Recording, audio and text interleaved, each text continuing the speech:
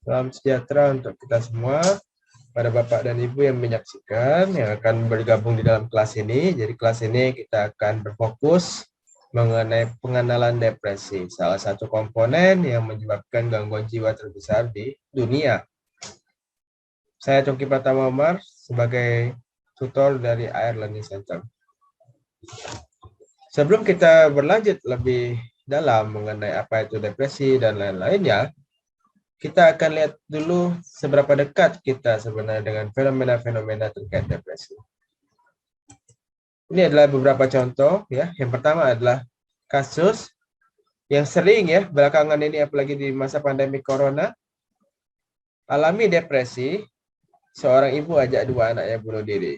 Ya, ini beberapa kali terjadi, entah oleh depresi atau entah karena gangguan di dalam kehidupan rumah tangga ya. Ini saling keterkaitan. Kemudian ini juga tidak terjadi hanya pada orang-orang yang kita bilang orang biasa, bahkan orang yang secara materinya cukup atau bahkan terkenal. Ini adalah contoh dari depresi. 3 orang selebritas Korea meninggal bunuh diri. Sering juga kalau di Jepang ya, bahkan di Jepang itu ada semacam hutan khusus untuk bunuh diri. Ada lagi, bahkan sampai ke orang yang bisa kita katakan berpendidikan tinggi. Mahasiswa lah ya. Mahasiswa di S2 di universitas yang cukup bergengsi ya di Indonesia, yaitu Institut Teknologi Bandung, yang diduga karena depresi. Nah, kalau kita lihat juga, ini termasuk yang cukup rentan ketika kita mengambil contoh pada pelajar SMA. Pelajar SMA ya, khususnya orang-orang yang masih mencari jati diri, sifatnya sangat labil, mengakhiri hidupnya dengan lompat dari jembatan. Jadi banyak sekali contoh yang menyatakan bahwa sebenarnya depresi itu sangat dekat dengan kita dan tidak memandang entah dia laki, perempuan, tua, muda, luar dalam negeri, teman status ekonominya maupun juga status pendidikan. Jadi ya gitulah, ini adalah masalah yang sangat besar ya.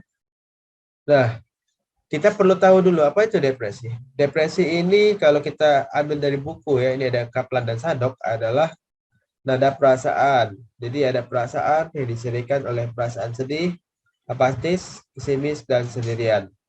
Jadi intinya kalau ada depresi ya, depresi itu depressed, bahasa Inggrisnya. Depressed itu artinya ada sesuatu yang ditekan.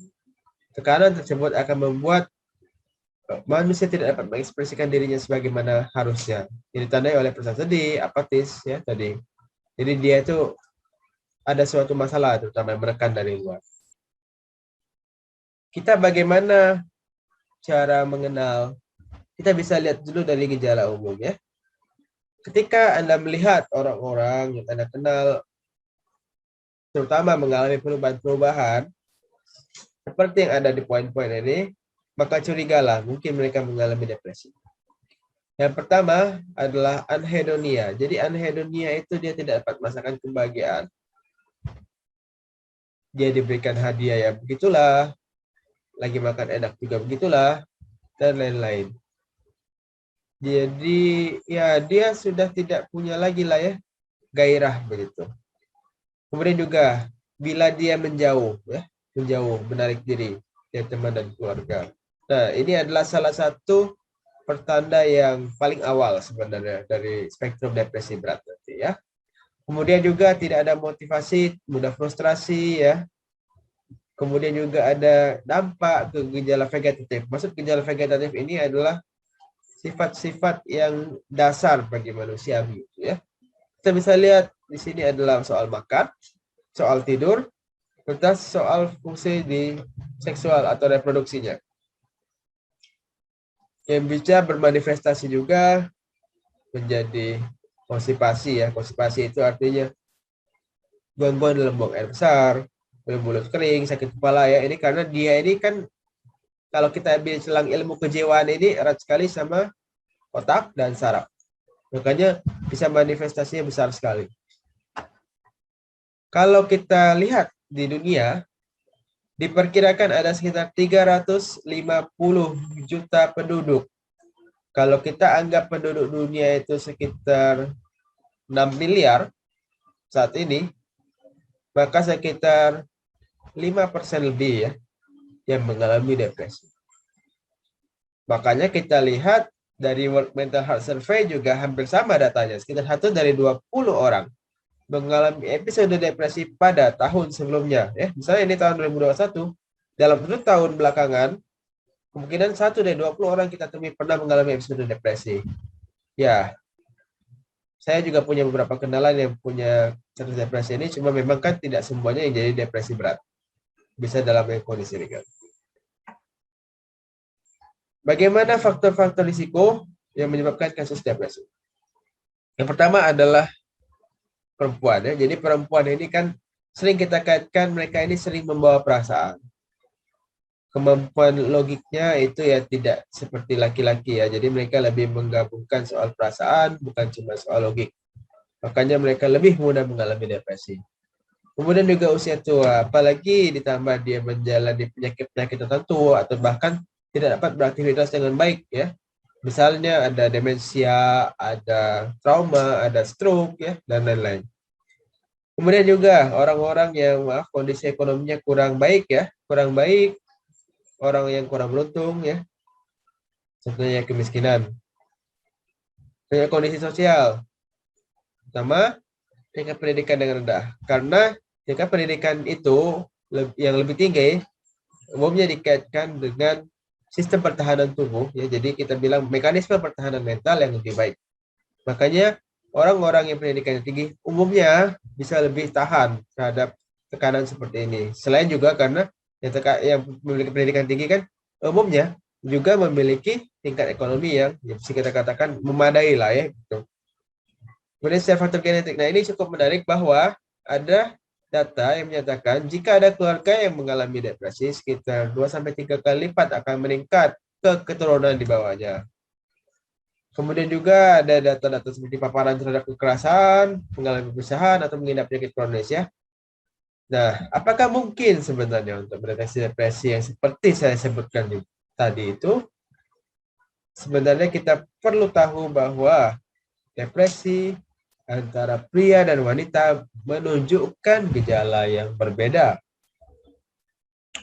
Kalau pria dia lebih ke tindakan agresif ya.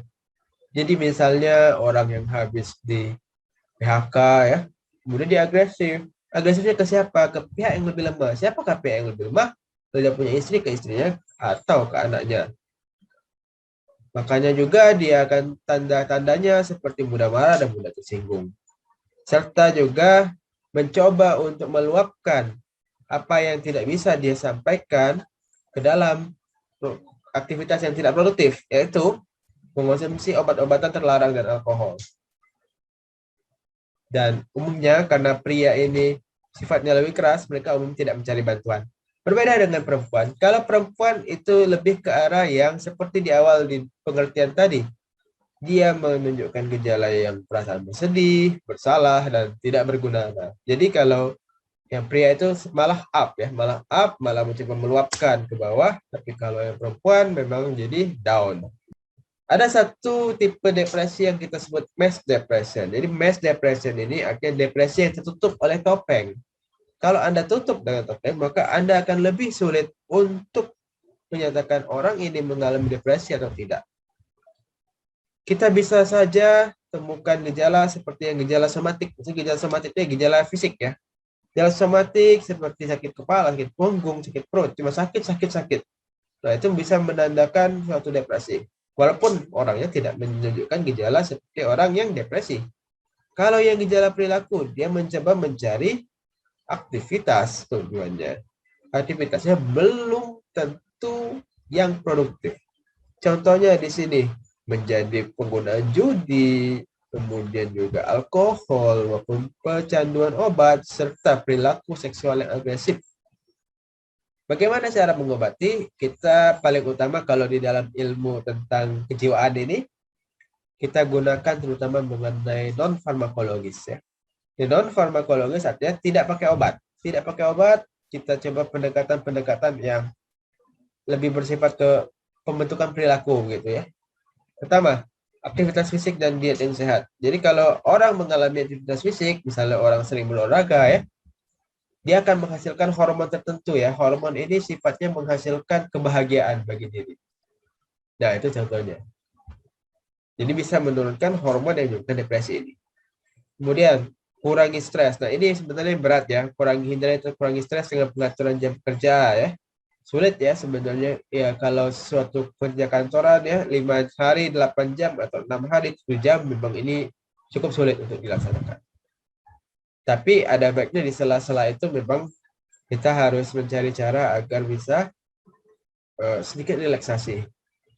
Kemudian batasi atau hindari penggunaan alkohol ya. Jadi bagi orang-orang yang mengkonsumsi alkohol tertentu sudah dihentikan, buatlah jadwal harian untuk relaksasi ya. Misalnya yang paling mudah adalah meditasi. Meditasi itu ingat bukanlah suatu tentang keagamaan. Meditasi ini dipraktekkan banyak ya, terutama di ilmu kedokteran pun dia sangat berguna di dalam pembentukan perilaku. Dan juga jangan lupa untuk istirahat. Dan juga bersabar ya. Manusia ini memang pada dasarnya kan tidak mudah puas ya. Jadi tidak pernah puas begitu. Saya selalu kurang. Tapi sekali-sekali cobalah bersabar kalau Anda belum mencapai suatu tujuan. Dan carilah bantuan. Nah, kalau mulai ada tanda-tanda seperti yang telah saya jelaskan sebelumnya, carilah bantuan baik pada keluarga, teman, organisasi, ataupun kelompok sebaya. Baiklah, itu yang bisa saya sampaikan ya dalam topik hari ini, topik mengenai pengenalan depresi. Sesuai dengan kampanye dari WHO, ada Depression Let's Talk. Kalau Anda punya gejala depresi, cari bantuan, bicaralah dengan orang yang Anda percaya, dan juga cari bantuan ke tenaga yang kompeten, psikolog ataupun psikiater. Sekian presentasi dari saya, Mungkin Patah Omar, Air Learning Center. Semoga bermanfaat.